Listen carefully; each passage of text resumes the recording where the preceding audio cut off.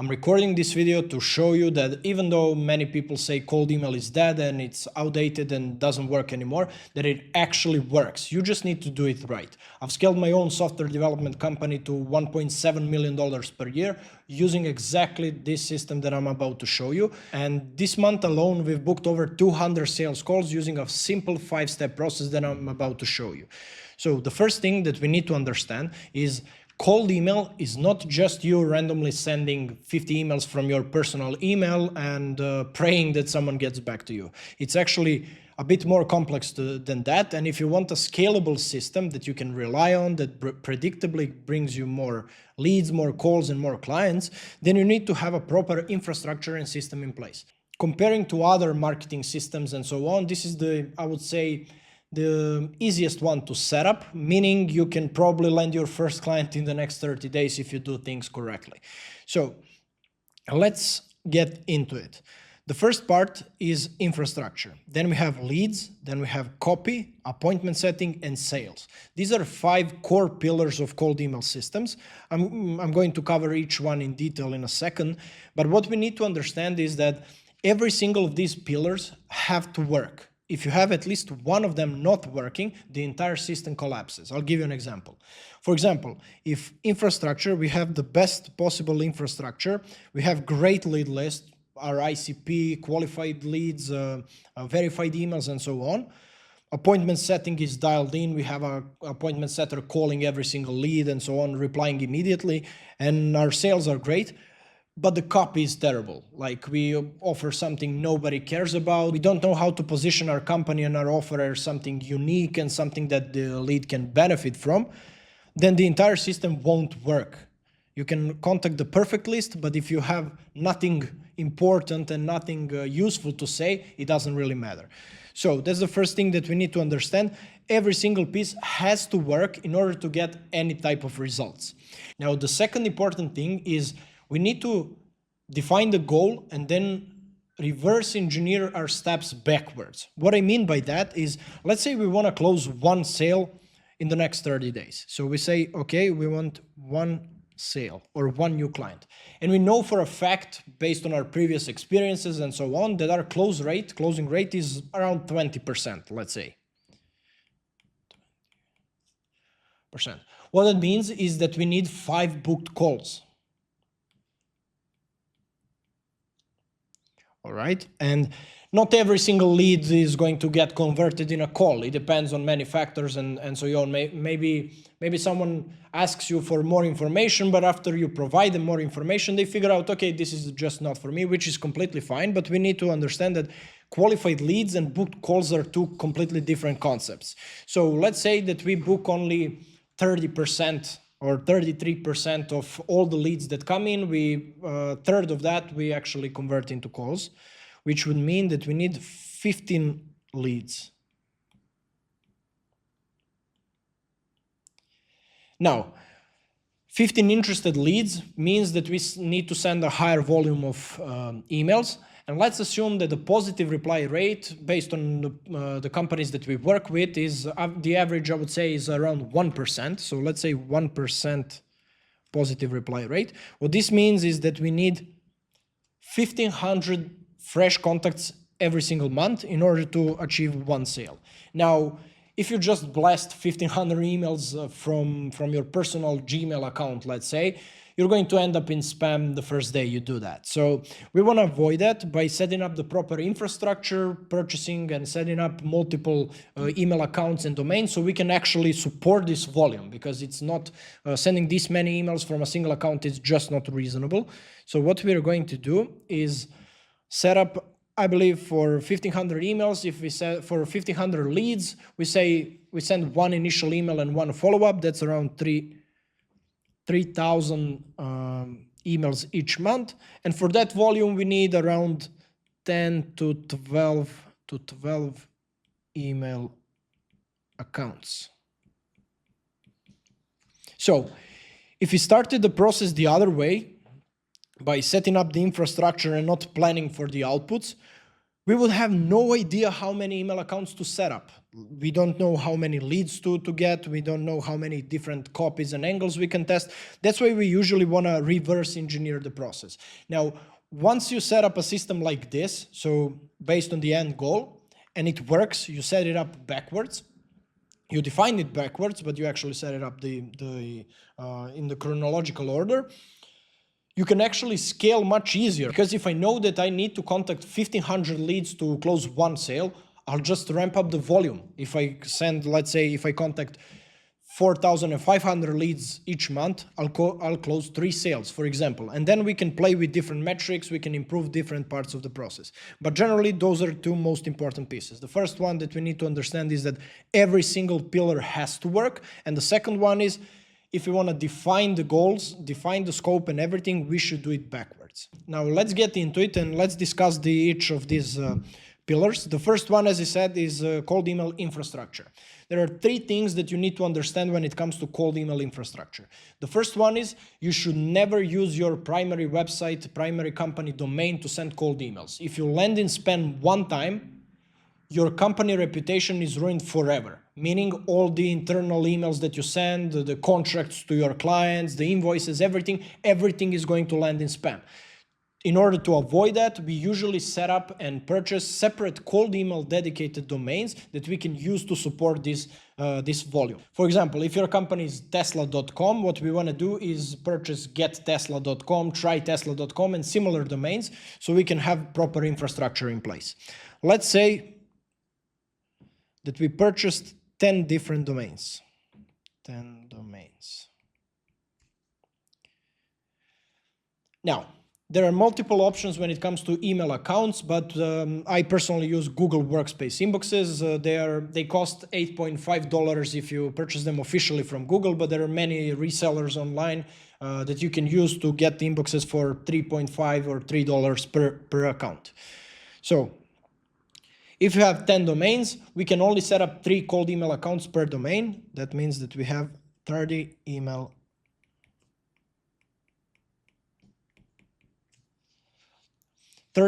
accounts, 3 email accounts per domain. And this specific infrastructure is enough to send 600 emails per day.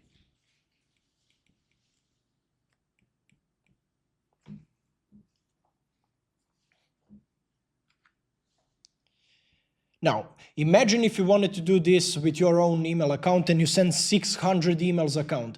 Every single spam filter in the world will think you're a spammer. That's exactly why we need to set up our infrastructure like this.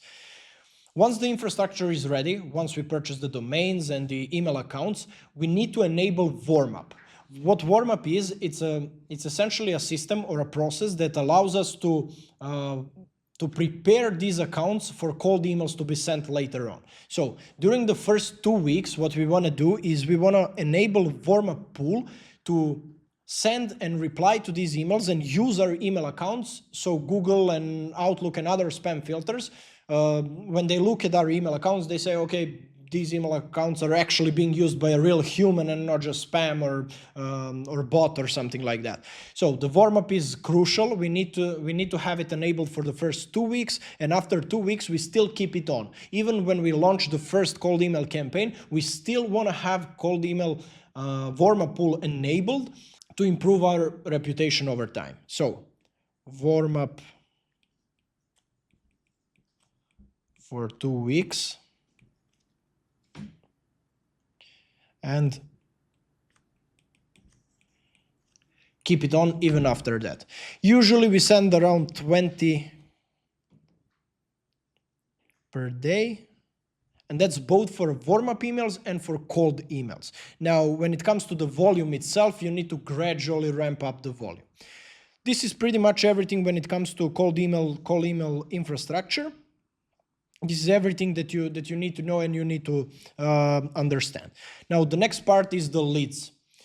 You have the best infrastructure, the best copy, but if you're targeting the wrong people, it doesn't really matter. Nobody is going to to consider working with you. So the first thing that we need to do is define the ICP. The easiest way to do that is to take a look at your previous projects, previous clients, and so on, and find the industry, the company size that appears multiple times in your portfolio. That's your ICP. You don't need to overthink this. You can just use your previous case studies to define the ICP. What you need when it comes to the ICP is company size,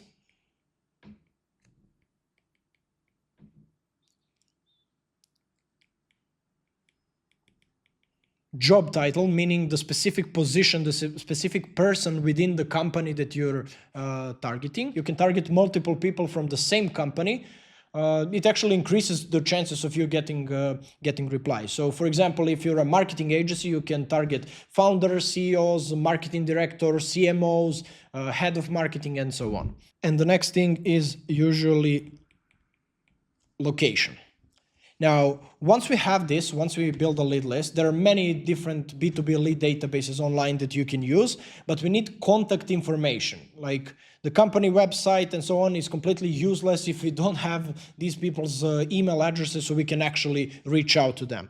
So there are many providers online that you can use, but what you need to be careful about is just because a lead database gives you an email address, it doesn't necessarily mean that it's valid. These lead databases are charging you per email or per contact information, so it doesn't necessarily mean that these emails are valid. They charge you anyway, so they don't really need to take care of it.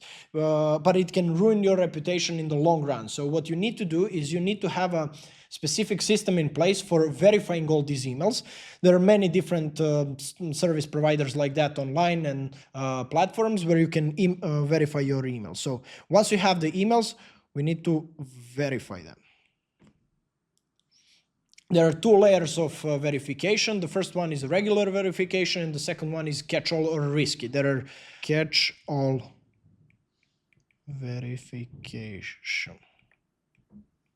So we have the lead list, we defined our ICP, we have the lead list, and we verified the emails. Now, all of these steps are necessary, but are usually not enough. The reason is every single person in the world can get the same information as you can. These databases are popular. A lot of people use them. Every single person who uses cold email, who tries cold email, uses a similar database, meaning the email that you send will be pretty similar to what most other people do. So what we want to do is we want to personalize our emails even further. We actually ran a quick test with 500,000 emails sent, where 50% of those were AI personalized and 50% were not. And AI personalized emails actually had 4.7 times better results, which ultimately means 4.7 times more leads, more book calls, and more sales and more revenue for the company. So what we want to do is we want to use AI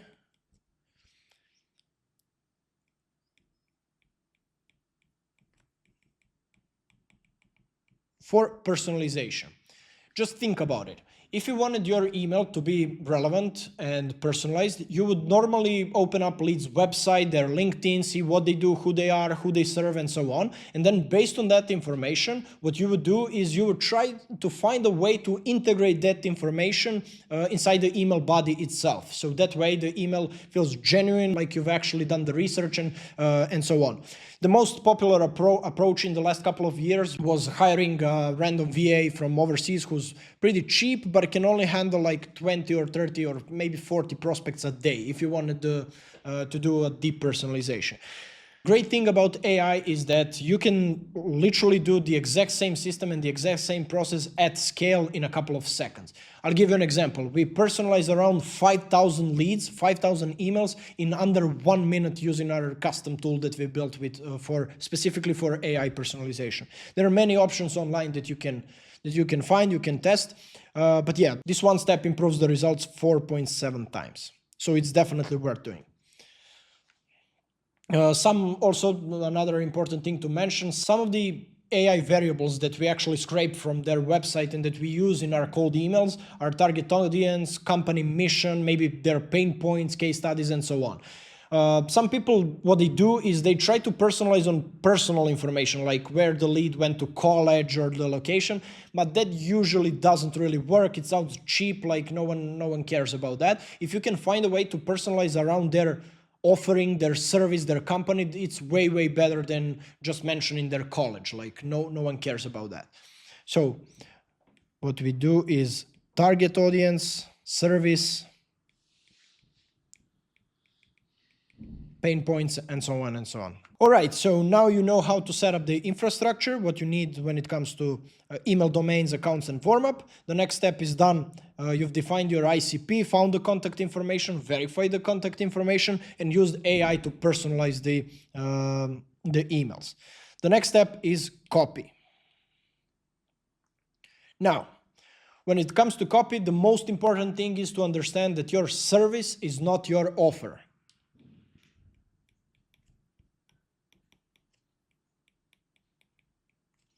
Service is I run paid ads. Offer is I can improve your paid ads performance by 10% in the next 30 days, or I give you your money back. That's an offer.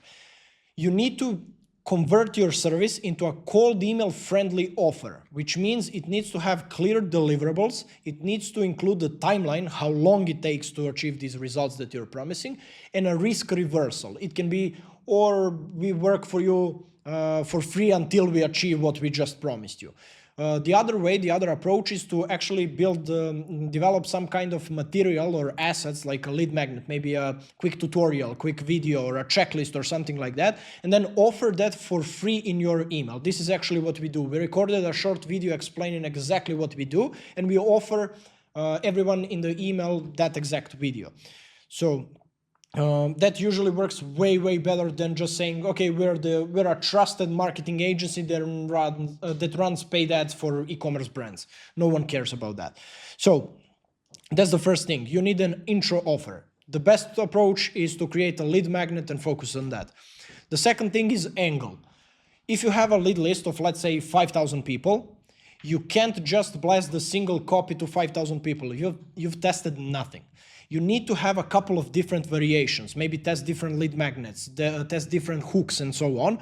So what we usually do is we test 4 angles per month. So we have one list and we test 4 angles.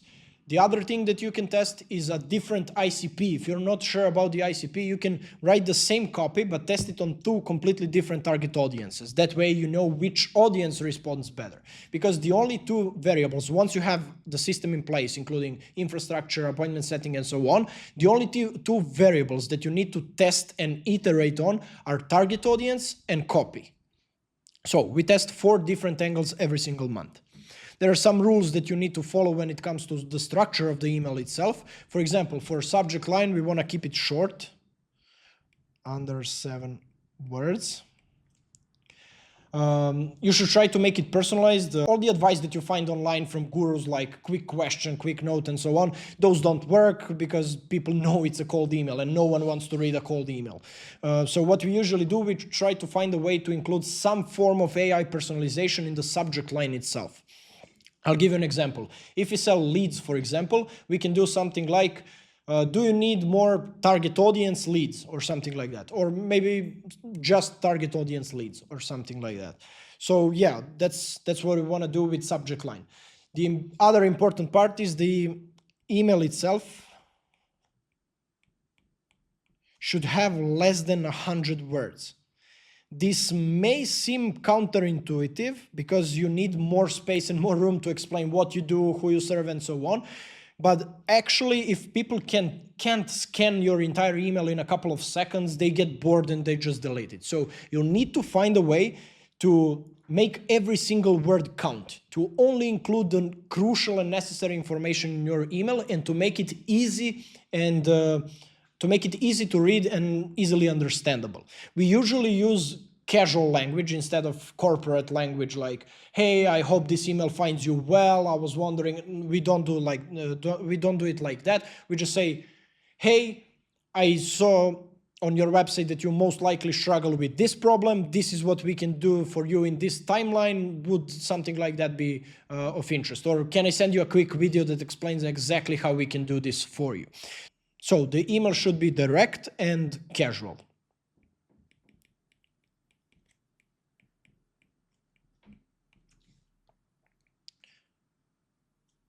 One more thing that's crucial and that most people usually ignore is your initial cold email should not include any links or images.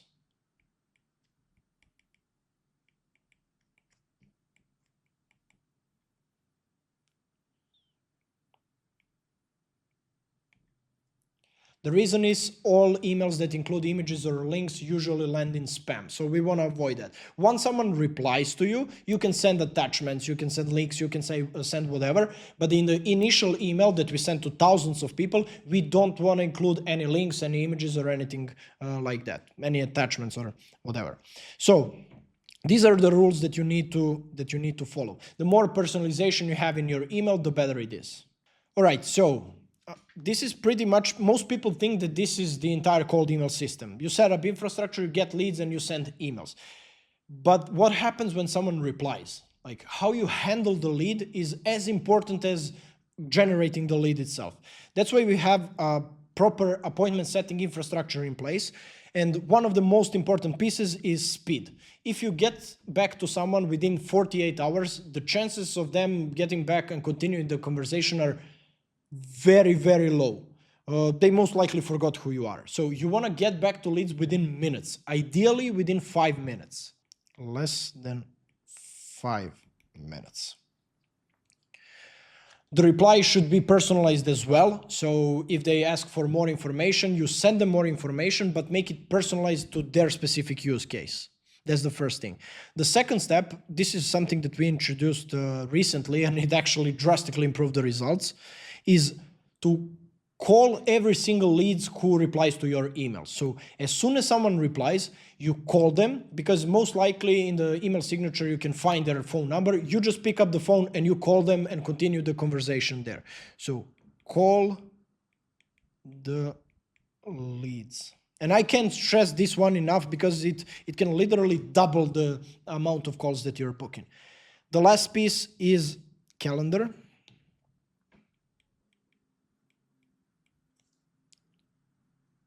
You don't want to use Google Calendar or something like that. You can use that, but you need a dedicated appointment setting calendar like Calendly, iClosed, or similar, because they provide additional functionality like sending reminders and so on. So you want to remind people that they actually booked a call, because trust me, many people will just forget if you don't remind them.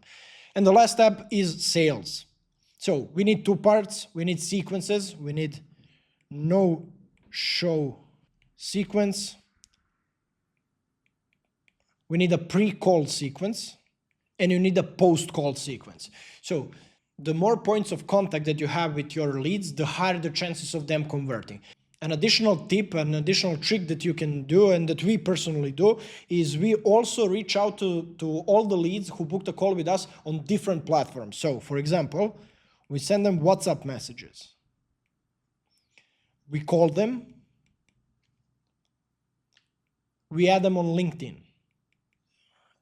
Everyone prefers a different platform, so if you just reach out to your leads on every single platform, most likely they'll show up to the call. And for the call itself, you need to have a pitch deck.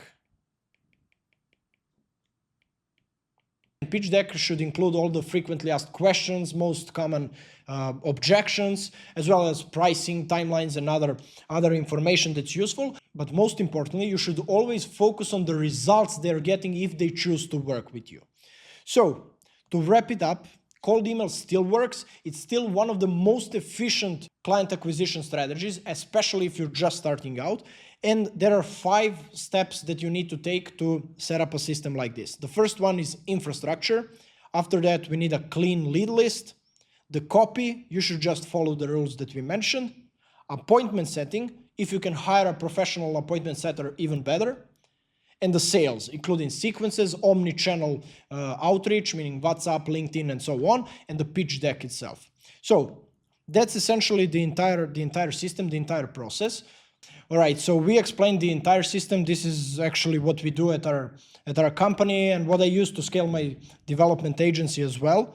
So I'm not trying to sell you any courses or anything like that. I'm just sharing knowledge and the systems that we're currently using. It may seem a bit complex, but once you get into it, it's actually not that complicated. You can probably do this yourself. And by the way, systems like this, the more complex the system is, but efficient, it would always be the simple ones that most people recommend. So this is the part where I should include some form of CTA, but I prepared nothing like that. So if you want to learn more about cold email systems and processes, subscribe to the channel because I'll be sharing more videos like this.